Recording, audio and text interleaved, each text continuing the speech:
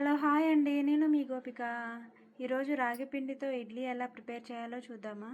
వాటికి కావలసిన పదార్థాలు: రాగి పిండి, మినపప్పు, ఇడ్లీ రవ్వ. ఫస్ట్ మినపప్పును కడిగి 4 hours నానబెట్టి రుబ్బి పెట్టుకోవాలి. మినపప్పును రుబ్బి పెట్టుకోవాలి. ఇడ్లీ రవ్వను కడిగి పెట్టుకోవాలి. పెట్టుకున్న ఇడ్లీ రవ్వలో రాగి పిండి యాడ్ చేసుకోవాలి. మినపప్పు యాడ్ చేసుకోవాలి. 3 కలిసేలాగా మంచిగా పిండి మొత్తం కలుపుకొని మూత పెట్టుకొని నైట్ మొత్తం మ్యాగ్నేట్ చేయాలి. రాత్రి కలిపి పెట్టుకున్న పిండి మంచిగా పర్మేట్ అయింది. దీంట్లో కొంచెం సాల్ట్ వేసుకొని మంచిగా మిక్స్ చేసి ఇడ్లీ పాత్రలకు ఆయిల్ రాసి గ్యాస్ మీద పెట్టేయాలి. మన ఇడ్లీలు ప్రిపేర్ అయ్యాయండి.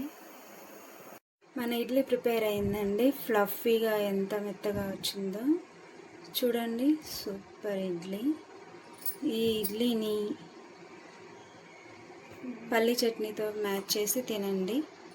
Super taste.